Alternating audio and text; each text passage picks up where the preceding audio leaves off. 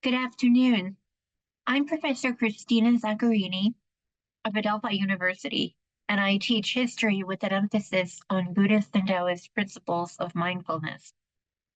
In this women's history class, which spans the chronology from Reconstruction to the present day, students learn about the intersections among gender, sexuality, race, and class, and how they have impacted women in history.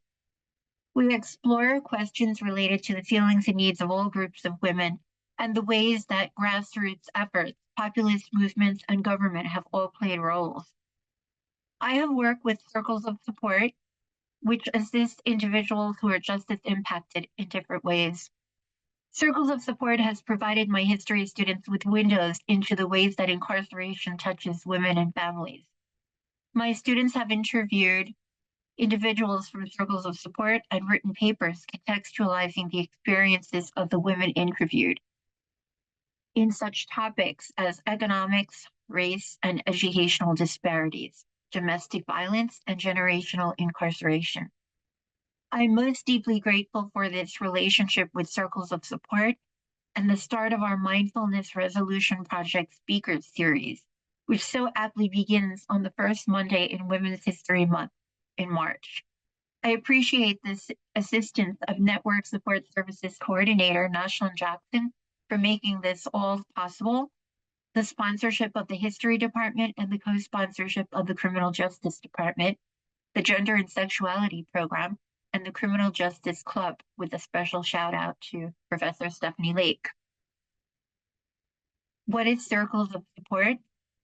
Raising My Voice is a 6-week storytelling and leadership training program for people who have experienced incarceration. It helps participants to claim their personal narrative and hone leadership and public speaking skills. Raising My Voice Kin is for family members or friends who have an incarcerated loved one. It is a 5-week storytelling and leadership program to create deep community committed to supporting one another and through storytelling and support. Our first speaker, Sarah Batista Watts, will discuss her history of generational incarceration and what it does to women and families.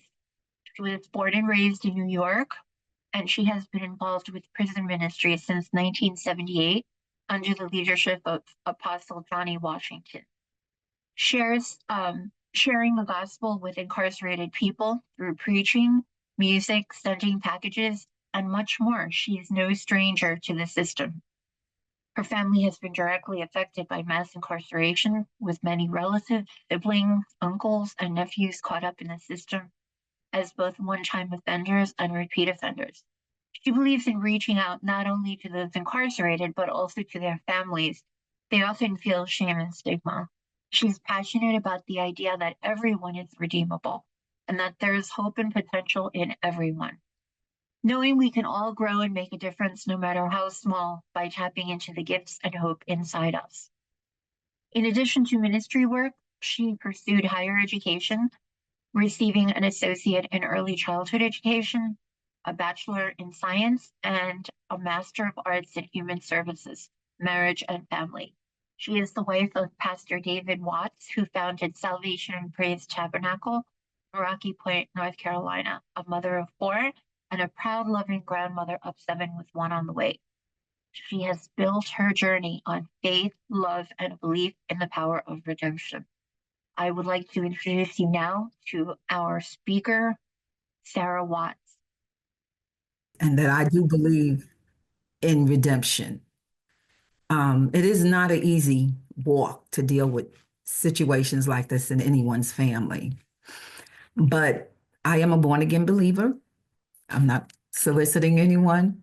I'm just telling you where I stand and what has helped us, my family, different friends, and parents that we deal with in our church and our daycare, and how it has been a blessing to all of us to be able to know that Christ will walk with us through every journey we go through.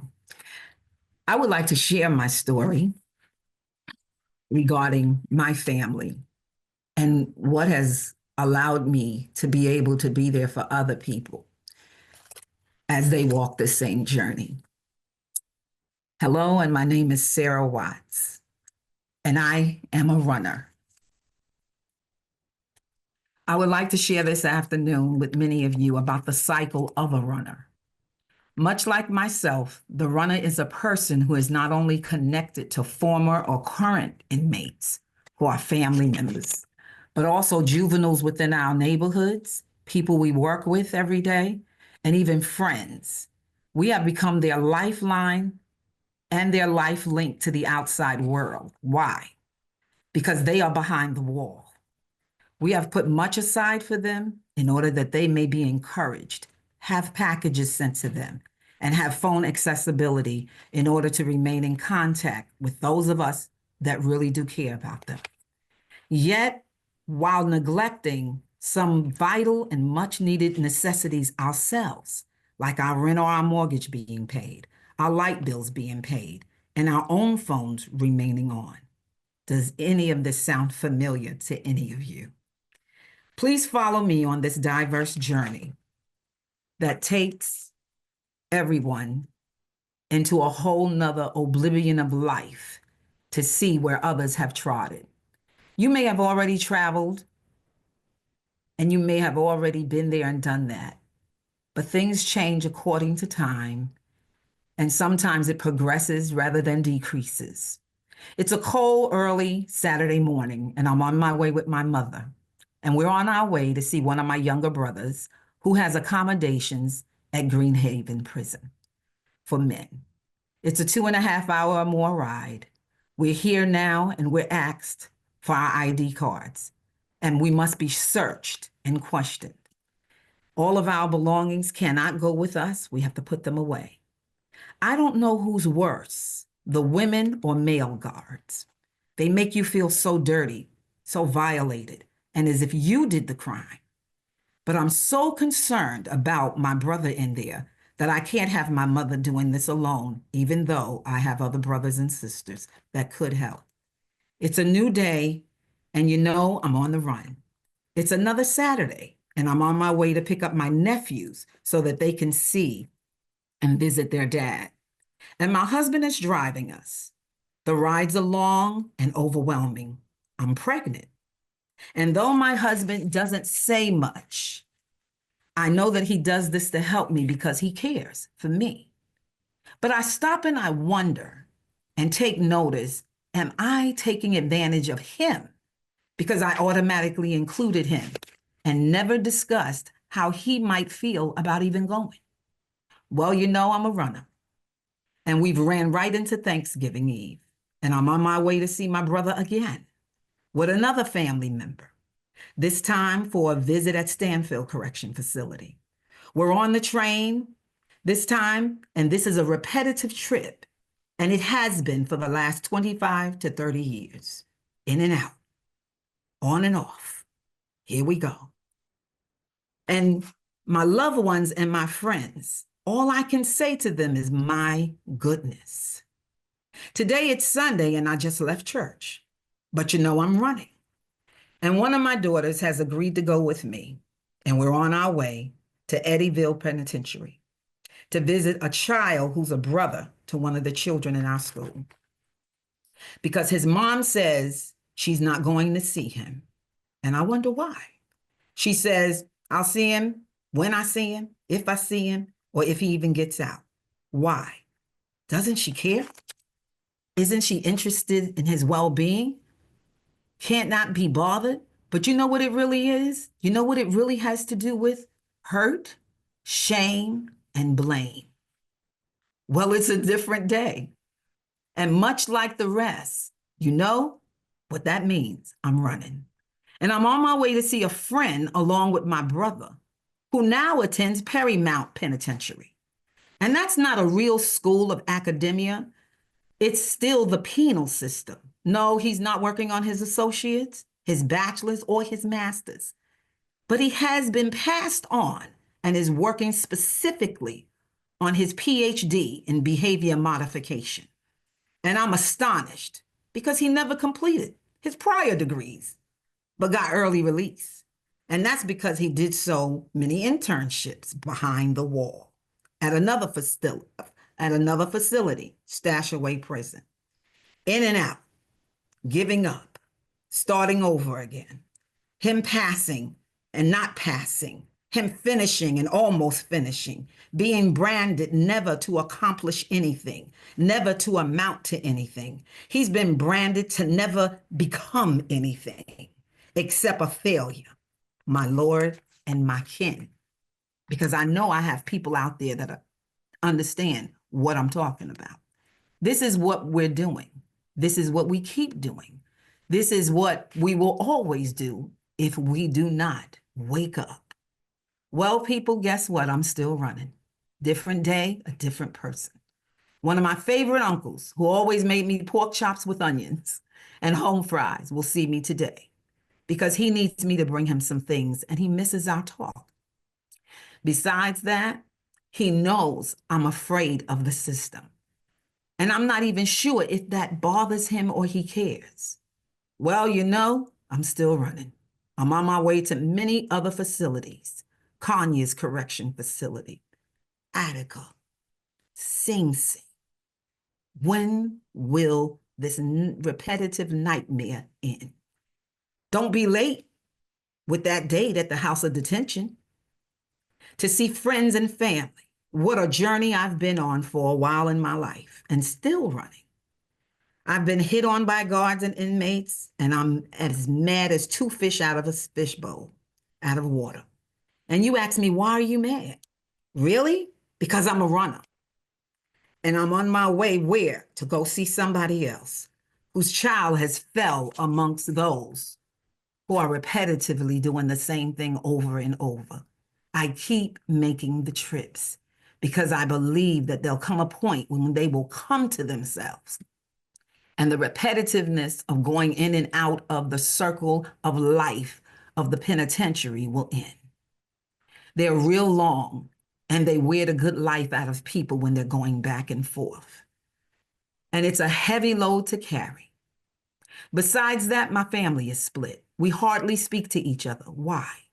Because mama's going to send money that she doesn't have. She's going to pay one bill and the rest will be late because the concern is where their children are behind the wall. We know she's going to send that money. When will this end? When will things change? When will our family come together and this nightmare be over? I'm tired, I'm weary, and I'm worn out. Doggone it, I'm even out of breath. Somebody please tell me what I can do to put some kind of dent in this horrific cycle of laundering money and perpetual heartbreak. We need that tough come to Jesus moment meeting with everybody that matters in the immediate family on how to keep us together, how to keep a roof over our heads, because this is a clarion call going out to everyone, all villages.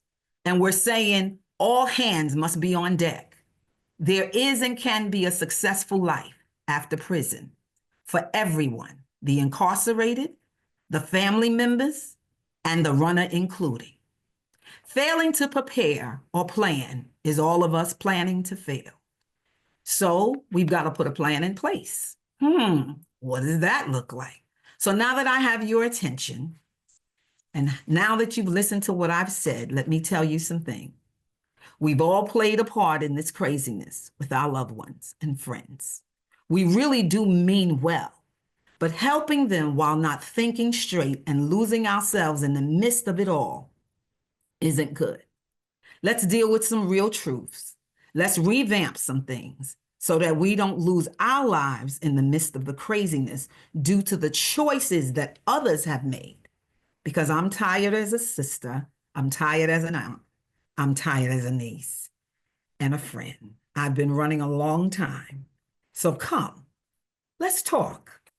Have a seat at my table. I am Sarah Watts, and I'm a runner. Thank you for listening. I'd also like to say, before I get into anyone's questions or what anyone would like to share, is there was a point in one of my brother's lives. He has three children. And his greatest fear is that he should ever have to share a cell with his son or his daughter. But we know they don't do mixed company. So his greatest fear is, will I end up sharing a cell with my son because of what I taught him through my repetitive, ignorant behavior?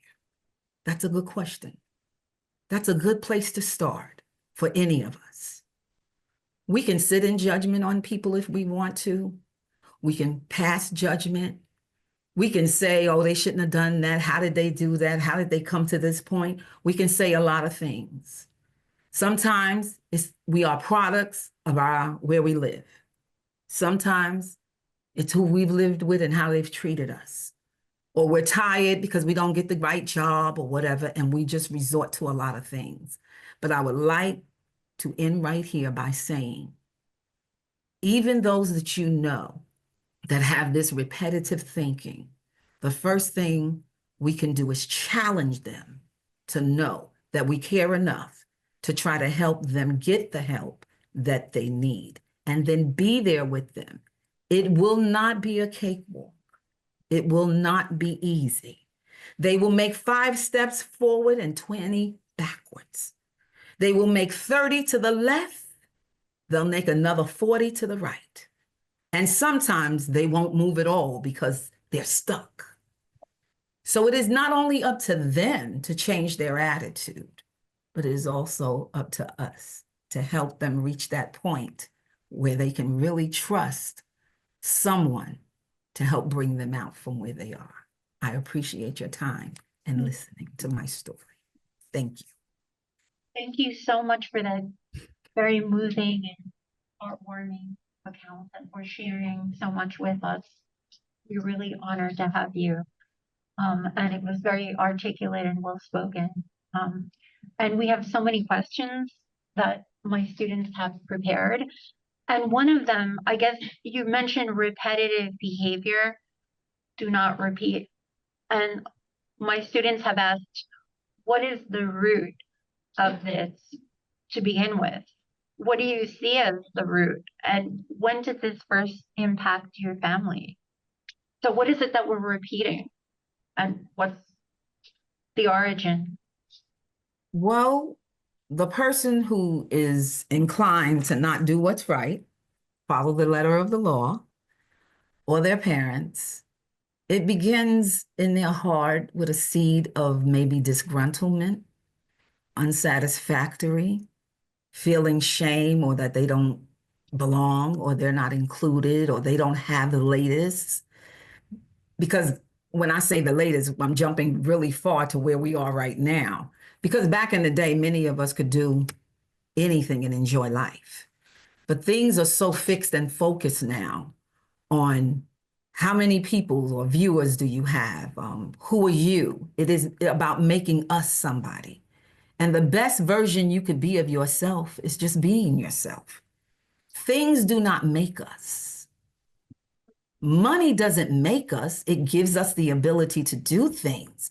But what it does transpose is a life that's not equal to what we can even handle, because we get caught up in everything, thinking, okay, I got the money, I can do this. But money doesn't always buy us out of jail. It buys some people out of jail. It doesn't buy everybody out of jail. And then when the money's over, where are we at? We have to ask ourselves, where are we at? Some of the other things could be the environment that they're living in. It's not a good environment. Sometimes we have to just save every dime and dollar to try to get out, to get to a better place. And that's not always easy.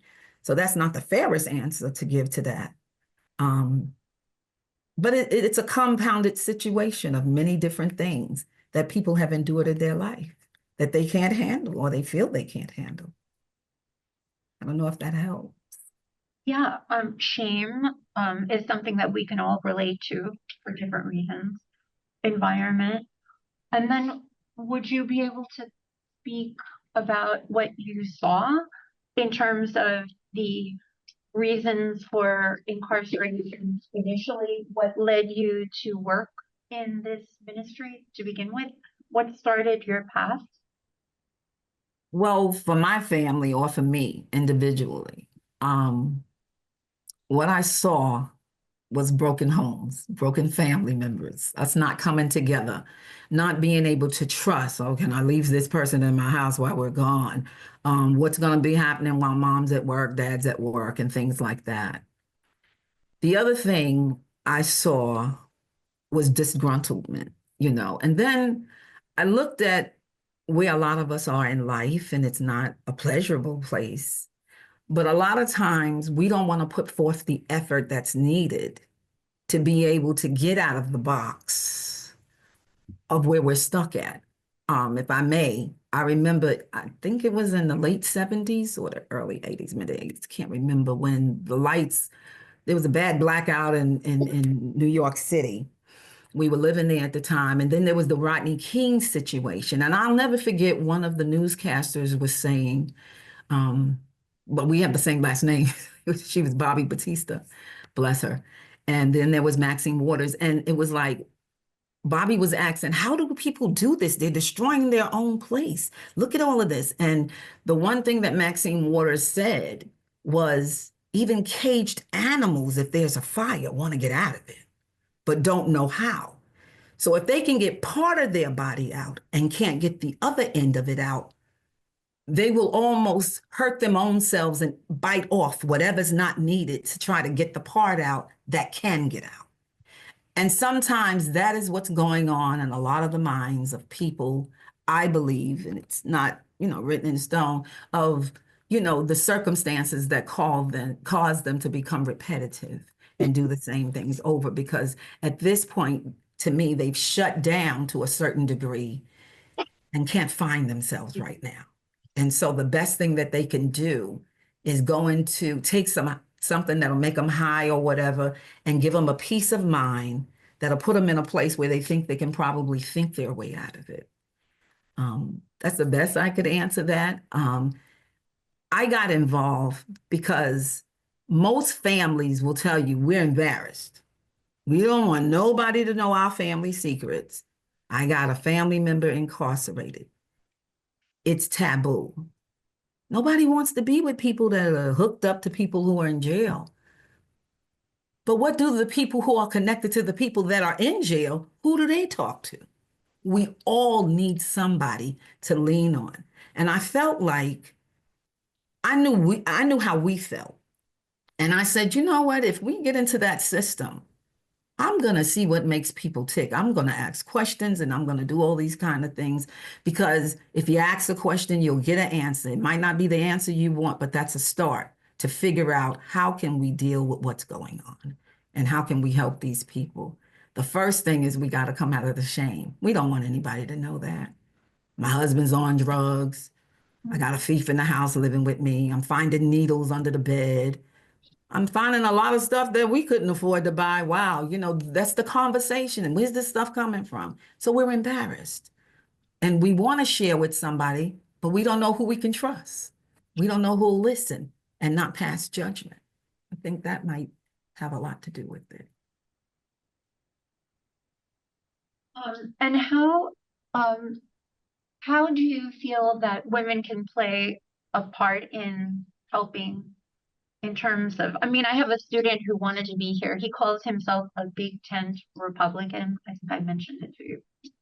And he believes women are the foundation for, as pillars of the family. So, I mean, students have been asking questions about the particularities of the women's experiences and how can women play a part in the solution as mothers, sisters? Do they have a unique role? Most definitely. Hmm. Most definitely. We have a new unique role, unlike our husbands or our mates. We could put the baby on the hip, cook, do the laundry, run around through the house and do it all at one time. They can only do one thing probably in one day, because they're not designed maybe for a lot of those things. But mom, and I take my hat off to many mothers, every mother, because she toils all day long and all night long. And even when she's sleeping in her subconscious, she's already wondering what we're doing for dinner tomorrow, who's got to go to a game, who's got a recital, who's got to do this.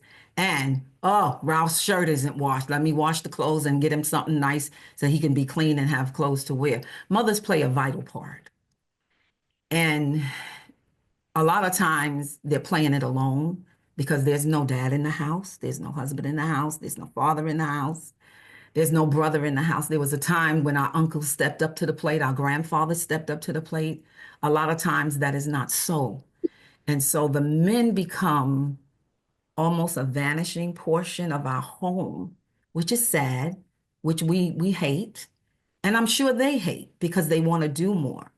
But mothers play a vital part. But then when mothers can't make ends meet for whatever those reasons may be, it becomes even worse because now the tables are flipping and our mothers are becoming incarcerated more so as much as our men. And so we're losing them. But I think the battleground has already, because it's begun in the mind, it's taken a flight and it's kind of left us hanging somewhere. And we're needing grandma and auntie and other people to step in, the next door neighbor to help us.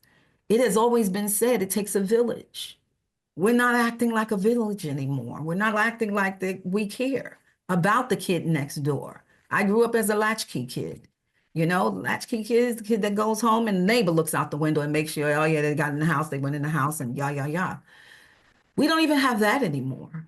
But mothers are important. They are vital to the family cycle, to the makeup of the family. And dads are just as important. Brothers are just as important. They can step in for the dad that's not there. Granddad can step in. You know, Papa can step in. Uncles can step in. But sometimes it's a matter of, do they want to step in? They have a life as well. Do we blame them because they don't want to babysit for us while we go to a second job or a third job because the first job really doesn't pay anything? So I think it's a fighting battle because the economy, because of the jobs we can get, the education sometimes we don't have, or more of what they want to have us to have.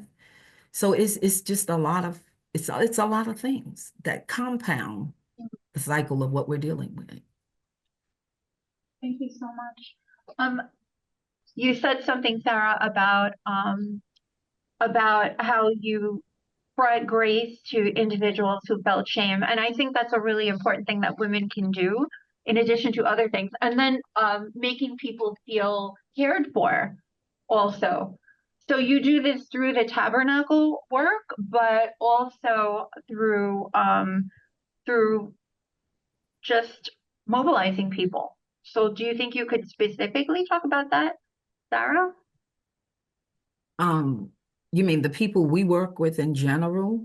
Yes. Or- You mentioned a lot of instances where parents didn't want to see their children, and then you mobilized. Like, you gave me specific instances where you did that, which going into a little more detail, and then encouraging parents to not give up, and then encouraging children to feel like there was hope.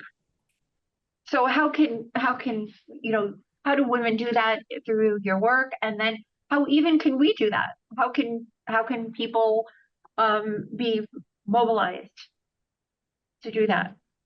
Well, for one thing, we can all care a little more about others more, than just ourselves. That's the first thing, you know. Um, Society can actually actively support policy changes, you know. They can get involved in the things that affect incarceration. They can advocate for criminal justice reform. They can work to reduce disparities within the system. They can look at their situation and wonder, but for the grace of God, there go I. Because drugs have no name on them. Everybody's name is on one. We're just not all picking them up, you know. But others do it because they feel like they don't have a way out. Um, One mother in our child care had another child who got involved in selling drugs. And so this is dealing with myself. When I said in my story, one of my daughters went with me to the system to see this young man. So I said to the mom, I said, listen, I had headed off, first of all, and said, I think son's involved in some stuff. You need to talk with him and sit down and talk with him. He's okay. He sells pizza late at night. I said, I don't think anybody's buying pizza at 2 in the morning in certain neighborhoods, but okay. So when it all boiled down, he got picked up, went to jail, shared it with me. And I said, listen, if you need me to go with you, you're not familiar with the penal system, I don't mind going. Oh, I'm not going. That's his issue. That's not mine. Well, that's the first mistake because it is hers. It's all of ours. It is. We don't want it to be, and that's what we say. But the truth of the matter is, it affects all of us. And so that Sunday, we didn't even go home and change clothes. We went straight to the jail. And they called his name and he came down, and it's not like New York. I'm used to people having individual boxes to be able to sit down and talk with people. Well, this is just one big cage, and they're yelling and talking to their people across one.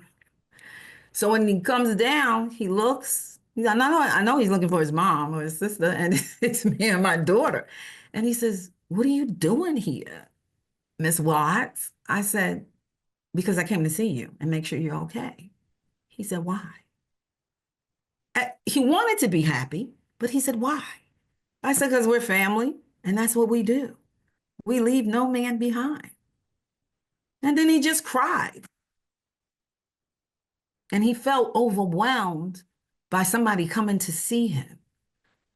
Do we think that because a horrific crime has taken place or drugs have been sold and somebody's OD'd, that even the person that had been involved in it, they don't need help? Oh, we all need help. We can look at the billion-dollar industry of medicine that many of us take, that we're ODing on. What's so different between that and a vial that's being sold in the neighborhood? So these are the questions we have to ask ourselves. So yes, I like to be there because no one was there for us at first. We didn't know how to deal with the penal system. If somebody gets in jail, lawyers, they have these horrendous fees. You don't know, so you're like, okay, what do I have to come up with again? And no one's being honest. They're making a dime and a dollar off of your bad situation. Is that what we do now? You go to the doctor and this is wrong and that's wrong and 5 other things are wrong, and they give you 10 different medicines, but what is that medicine going to do to another organ in your body? So do I want to take everything they're giving me and go on and go out nicely and quietly? Or do I want to fight and try to, take care of my health? And so we have to ask the question, is it just the criminal's problem? Or is it all of our problem? I suggest, and it's a suggestion, that we're all affected by it, so we're all required to try to do something. We can't do everything, but we can do a piece of something, whether it's, I'm not coming back to the prison if you go back again, but I'm going to always make sure you're okay. I'm going to find out what's going on with you. We have to put plans in place. It's not, the ideal thing, maybe that's not the answer somebody's looking for right now, but we have to start somewhere. And so we have to get involved in the impacting of incarceration. We have to look at the statistics. We have to look at the disparities between, the cultures and how they're treated. We have to do all of that. It's not a black and white thing. It's not a Hispanic thing. It is a demon from hell that's driving all of us crazy and making us not want to do anything or not knowing what to do, shut down. And if we all shut down, we're never going to get anything resolved. So we have to put a plan in place. We have to advocate for the criminal justice reform. We have to reduce racial disparities. We have to look at the society and support the policy changes. We have to look at the billion-dollar mega money that's coming in and how it's being appropriated or disappropriated, We have to look at the performance of our officers that are over the inmates from the time they walk through the gate the first day they get there, and while they're traveling through every little um, program that they're being given. We've got to follow them. You know, when the kids are going to school and they're small and they're like 4 years old and 5 years old, I could do it, mommy. I can do it by myself. And they got their knapsack on. We can walk behind them, trail them. You know, those are the things we have to do. When it comes to women, we have to, you know, we don't want to make prison comfortable for them to come back to, but we've got to make it be for human beings and not dogs and animals. We have to do that. We have to do our part. And when we neglect to do that and we put all our monies in other places that really don't matter, we are preparing to fail. And we're preparing to fail knowing we are preparing to fail. And so we have to do better than what we're doing. And we have to open people's eyes. And we got to be like the judge and get the gavel and hit something and say, listen, people, we got work to do. And we got to figure out where it begins, where it needs to go, and how we're going to make it in. We won't catch everything, but to catch something is a start. I don't know if that helps at all. Yes, that's very helpful. Thank you.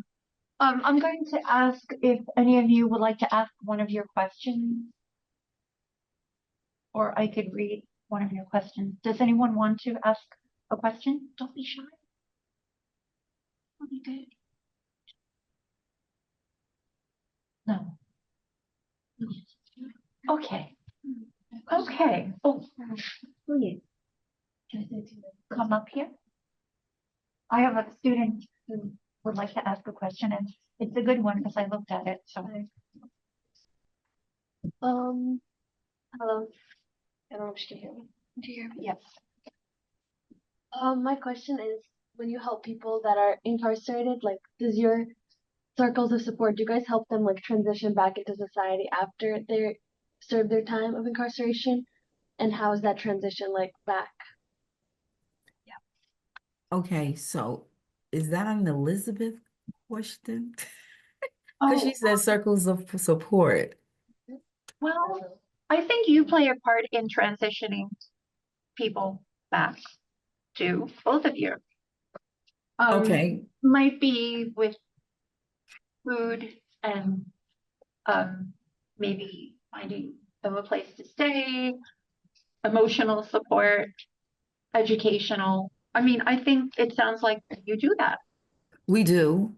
We're very small in what we do, but we know we have to do something.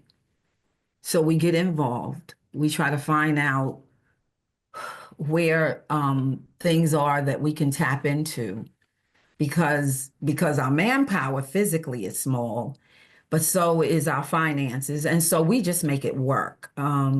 We sponsor 10, during COVID especially, we sponsored 10 to 12 people that we never saw, we never knew, incarcerated. We went shopping, we had people go shopping, they brought back the food, we packed them. It cost more to send it than what we paid out to buy it, you know, but they were like 40 pounds, 50 pounds, and they were pounds of stuff that went out to inmates at different prisons. We did a lot with Greenhaven. And we do that because those people need to know that someone cares. So if we can get them to understand the gist of what they're getting ready to come out to when they get released to come back into society, and that's what we're trying to do, is head it off before they walk out of those gates or through those gates, and let them know we're there for them. Let them know that we want to help them. We try to tie into jobs that would allow them to work there with respect to whatever they was arrested for or incarcerated for, because we have to do that as well. And it's not always easy. In the South, you know, you have more industrial jobs mainly. And so a lot of those are good places for them to start because a lot of them have picked up different educational and social skills and working skills, you know, manual labor, you know, those that do the signs where the street people go out and get in, the signs that are out there, all kinds of things. So we need to put all of that they have learned and help them to put that into action so that they can be utilized and they can get more education and then they can go further up the ladder. This helps to stop a lot of repetition of reentry, you know. Does some do well? Yes. Do all do well? No. But if we can catch a handful or we can catch whatever we can, we're willing to do that. We try to have a place for them to go. Depending on what they're in for, they may not can be within 1,000 feet of children or this or that. Housing is an issue, and things like that. I don't want to call it just a halfway house. I hate that word, halfway house. But we have military friends in other states that have set up for people who are either vets, retired vets, or people who's just been on the street all their life, coming out, and they take them in and they give them a place to stay. They get a certain amount of months without paying, and then they get to find jobs, and then they start paying, and it starts low and it increases because everything increases. The cost of living increases. So they can't stay there for $50 a month, 10 years, but we can put plans in place to help them. And when you've been incarcerated for over a number of years and life has changed and the order of the system has changed, they come out, their mentality is that they come out with is where they were when they went in. So when they come out, they're still behind. So we have to bring them up to where they need to be. And that's a challenge. So we have to work with people. But those are things that we do. Having a place for people to stay, not lured in and hang out on the street. That's not what we're trying to do. We're trying to make viable men accountable for their life and have skills and become a person in a child's life that they can help keep from going into the system and things like that. The same as women. The thing is, as much as I love our people, women, we deal more with men. I deal more with men than I deal with women in the penal system, but they both need us. And so we try to have a place for them to go when they're coming out. Where are they going to go? Where are they going to live? And things like that. So we're big on that. We're just slow with making it happen. Because by the time, a lot of times we hear about different resources and financial aid that could be given, it's already over. It's finished and we didn't get a part of it or get to tap into it. So a lot of things that we do with asking for donations manually from the people who are within our community and things like that, and show them. And we literally show them where their money is going because they need to know that it doesn't need to stop because these people need help. And a part of helping them to not go back into the system is us making it happen for them. They're not going to be able to do that by themselves because they have to be accepted as a viable citizen. And that's hard when you've spent 13 or 12, or I've dealt with people 37 years, 47 years, 43 years. Right now our church is dealing with a young man who's got some age and he's serving a life sentence. Been in there 57 years. We talked about his family not even knowing where he was because he kept being moved from prison to prison. And we were just recently able to help them connect with him and find him. So just things like that, No, we can't do the whole global thing, Wish we could, but we can't, but we can do something. And that is all our aim is with the Salvation and Praise Tabernacle Church, is to have our hand in a pinch of everything so that people know we're there, we're ready for you. We want to help you walk this new walk and stay on it. So that's, what we try to do. Thank you so much. Does anyone on the Zoom have a question again before I go back to my class, or a comment, comment about that? Okay. Now a student has asked about feeling badly or remorse or regret when you help someone who then falls back into the system and reoffends. How do you feel? Or how do you deal with that after you try to help? And Well, to all of us, and especially the student that's asking, I've been on that end. I am on that end. And from my heart, this is the honest thing that I can say. In life, people let you down. It won't just be the incarcerated. It'll be your girlfriend that you think is your best friend that takes your boyfriend. It'll be it'll be somebody. One night I was coming home in New York and guy snatched my pocketbook from me. And before I knew it, because I'm a New Yorker, I snatched it back. Was that the most positive thing to do? No, I probably should have ran. But I was screaming for Jesus. And I said no. And today was payday. So he really couldn't have my pocketbook that day. You know, it's hard.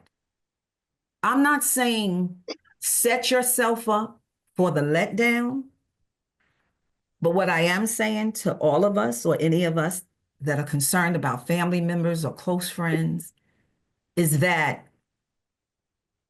when people have been incarcerated, and I want to say it the right way so I do not offend anyone, and they've not, let's say they did 5 years, 2 years, 3 years, 15 years, and they've not smoked drugs, they've not had alcohol, they've not done any of that stuff they was doing in the street.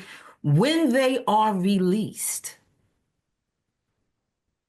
it's it's like, wow, coming to America, you know, because sometimes they have their mind already set to do the right thing and they run right into somebody. Hey, where you been? Been looking for you. Come here.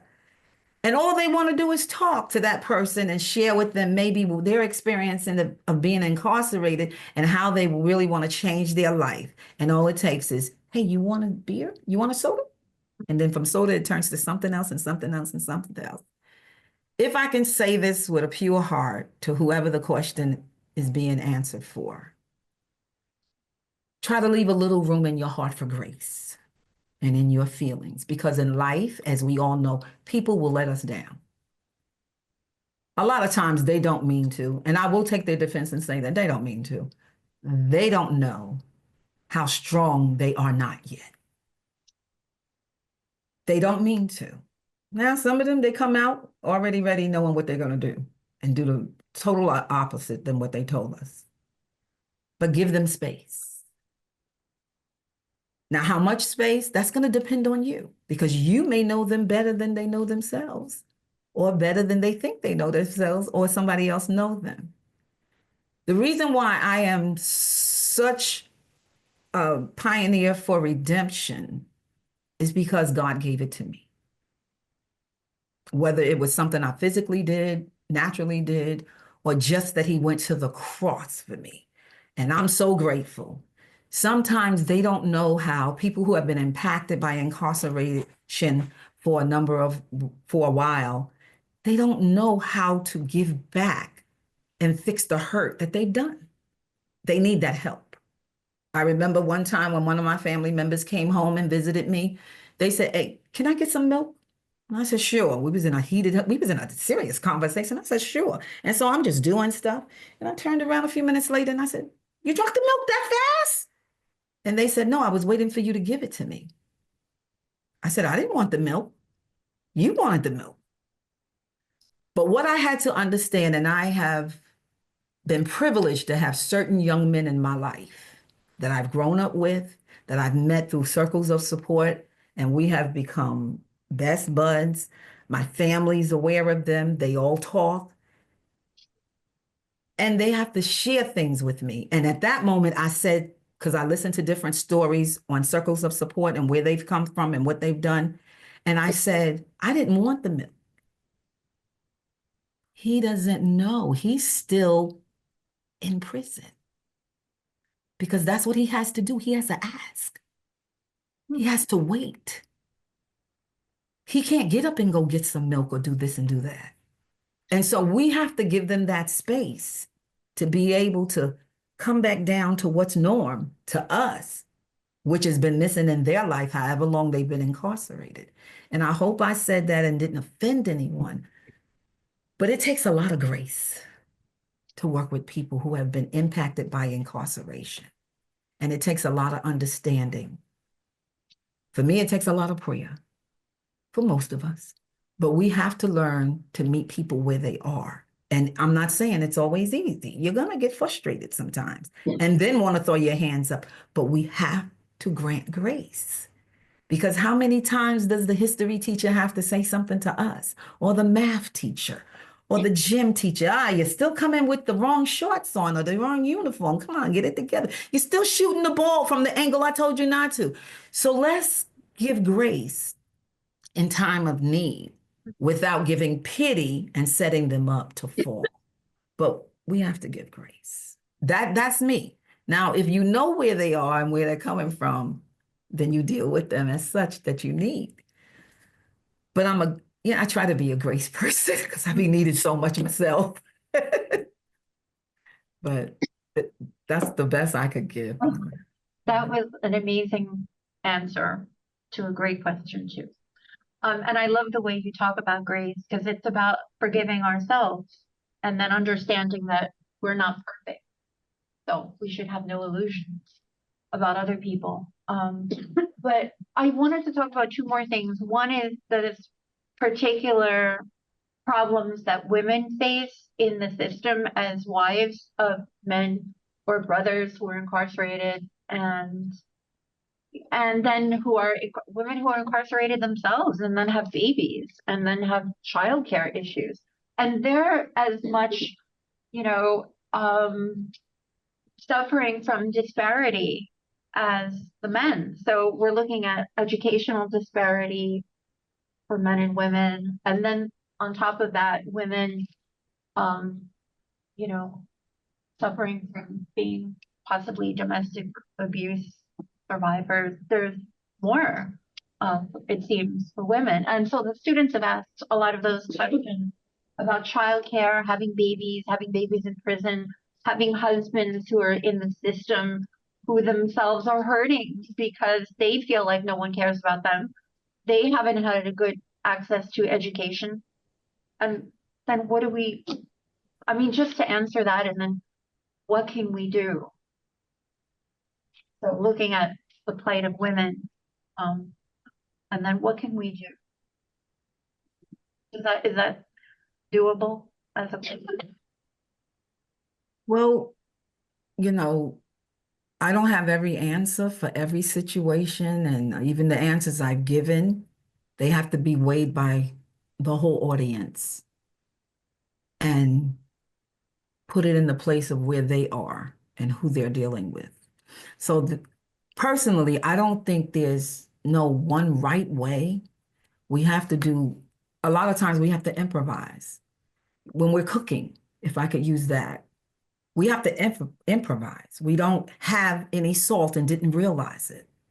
And the meal needs the salt because the salt captivates and pinpoints something in the meat or the sauce that's being made. Well, that's how we have to do with those that we deal with incarceration. The women who are incarcerated, that's a big thing. Again, I deal with more men than women, but I do deal with women as well because their cases are coming up as much as men are. What do we do when women are in there and their situation is different than men?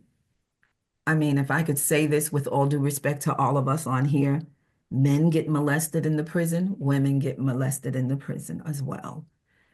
So those paths cross like that. Mentally, men are, in a sense, trying to be stripped of who they are and their identity. So that is one of the main things with them. When it comes to the women, a lot has to do with their inner self and their ability to be a mother and to care. And so sometimes that gets crushed because now they're in a penal system that want to make them pay for something that they did. And in the midst of all of that, they're losing their family. Their children are being, if they can't be taken by one whole family, they're being broken down and put in different homes, different families. The attachment is more, the bonding is more for a mom, technically, than it is for a dad. Not that dads don't have a bonding process, they do. But the mother carried the child. The mother fed the child from the inside. The mother felt the child. We feel the child when she allows us to touch her. She feels the child through the whole process of the pregnancy. And so everything that goes on with her goes on with that child. When we look at that, we have to look at when women are incarcerated. And there's one that had shared her story one time that I heard when she was inside incarcerated and she went into labor. She was not even allowed, and she was handcuffed to the bed. She wasn't allowed to even hold her child in bond. So that's a process of separating the child from the mom during the most vital time of that child's life, of coming out into a world unknown to them, because all they've ever known is that mother for those 9 months, if it was an early pregnancy, 6 months, whatever have you. And so now there's the disparity of separation. So what happens is we have to say to ourselves, how do we help these women? How do we help them psychologically? How do we help them physically? How do we help them socially, emotionally? Now, prison isn't there to make you happy and give you the princess bedroom or the left wing of the prison. You know, that's not what that is, because we're there because Sarah did something. But we can be human, and we can care, and we can not subject them to awful things, and we can have a heart. And I think that's one of the things that I think a lot of times in the prison system, even those that run the system, when I say run it, I'm talking about the officers that work there, they forget that they're human beings and they're supposed to be compassionate. And they're there to do a job, but they're not there to wreck somebody's world, although that person may have wrecked somebody else's world, and that's why they're there. So we have to ask ourselves a question of, I'm one of the officers in there. How will I deal with, let me use a safe person, with Danielle as a prisoner in here, and what she's done, and not hold it against her and break her bond of being who she is supposed to be as a mother when the time comes for her children to come see her. Or when the time comes for a phone call and now she's in trouble and she can't get that phone call. She can't be allowed to talk to her family. All of that ties into who she is and why, if she does come back out, she doesn't even believe in the system because it doesn't work for her. Technically, it's not supposed to work for us when we've done wrong. It's supposed to help modify our behavior. But we don't have to be nasty to them. We don't have to rip them apart like it's a piece of paper that we scribbled on. And that's what we do to these people. And I hate to say these people because these people are human beings. So we do have to find a better way of dealing with our incarcerated people, our impacted people, our people who have children out there that gets to come and see and visit us, but at the same time, they're afraid. They're afraid to even go into prison. The mom is happy to see them, but they don't even know the mother because they haven't been with the mother since the mother had them and they've been taken from them. And so is that another thing we need to look at when parents lose their privileges of their children, that they never get to come and see those parents? So what happens? We're reiterating to now the child that you're not nothing. You don't belong to anybody. You're hanging in the balances because we got to deal with you and what effects happen through your life of your mother or your parents. So see, it's a cycle, a repetitive cycle, but we're not stopping to reframe, rethink, readjust any of the things that we have going on to help the incarcerated, to help me as a officer in there that has to work with these people and know that I don't have to talk to them like they're a dog, maybe just because they acted like they were one. So I think all of us need a rude awakening, and lessons to learn of how to treat one another. I don't know if I even touched your question with an answer, but a lot has to do with our system and dealing with the women who are impacted by incarceration, by one, trying to build some kind of self-esteem in them, two, trying to let them know that though they have made a mistake, they are not what they did, and it can be reversed. Now, will everybody love you when they let you out? Or if they never let you out, come and say, you want to give me that apology now? No, everybody's not going to feel that way because we're all individuals, we're all human beings, and we all have our own coping mechanisms.